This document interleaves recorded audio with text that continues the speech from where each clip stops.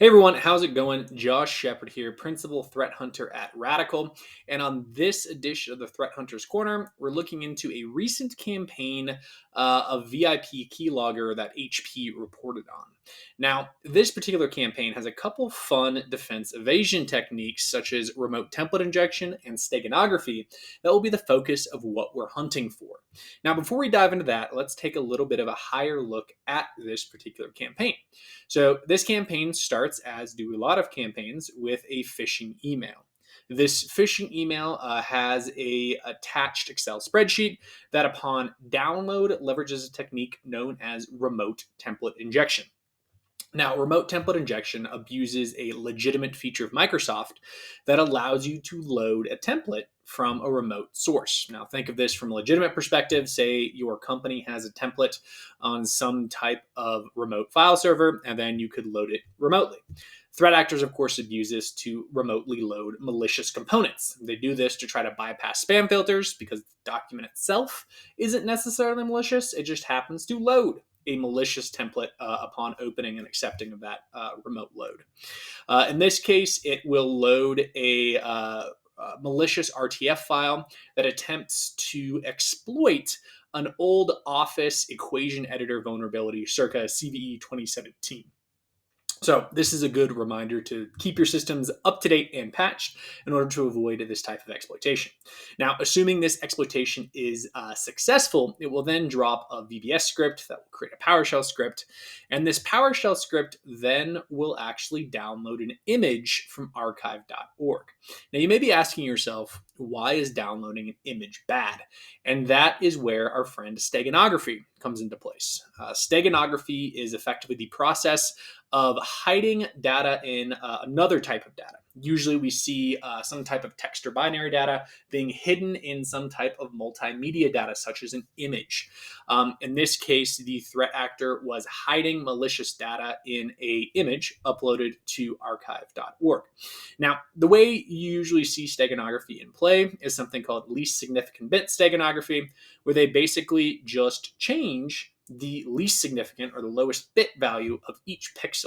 By modifying this least significant bit, you could basically hide binary data by manipulating that least significant bit.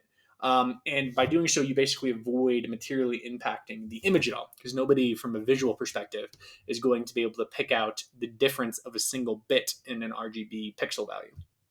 So after hiding it, the PowerShell script downloads that image from archive.org. It'll then extract and reconstruct the malicious payload, which is in fact a .NET executable that leads to your VIP keylogger infection.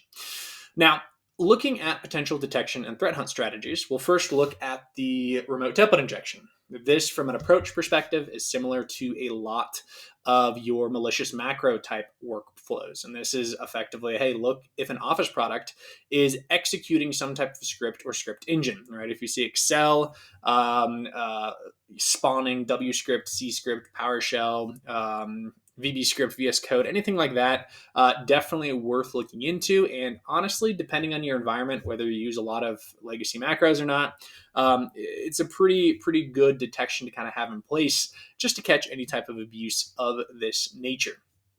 Moving over to our steganography side, this is going to be a little trickier. And for this particular campaign, one relatively easy detection and hunt you can kind of look for is going to be a non-browser process reaching out to archive.org. If you recall, the PowerShell script is the one that reaches out to archive to download. So if you are collecting mark of the web data, you could look for PowerShell, or I'm sorry, if you're collecting DNS data, you could basically look for any type of non-browser process, reaching out to archive and then investigate. This is something that is unlikely to happen, right? Usually most archive.org use cases are going to come from some type of browser process. And this will help you pick up both this campaign and potential copycat campaigns that make use of this same tactic. Another piece you can use for the steganography side is if you are collecting script body contents. CrowdStrike, from an EDR perspective, will collect this data you could begin looking for evidence of basically image manipulation, right? So if you're loading an image, extracting it as binary, and then doing some type of encoding or decoding operation, this could be a good sign. So this could be PowerShell, Python, VB script, you name it. Play around, do some research in terms of the various different scripting engines and how you may do some type of steganography, and then you could begin looking for that type of script activity. Now, that is what we've got for this week's edition of the Threat Hunters Corner. Again, we looked at the VIP Keylogger campaign, pulled out a couple of interesting techniques such as remote template injection and your steganography, and then ways you can go about detecting those type of defense evasion techniques specifically related to this campaign. As always, if you do have any questions, please feel free to reach out. Otherwise, we'll see you on the next edition of the Threat Hunters Corner, and y'all stay safe out there.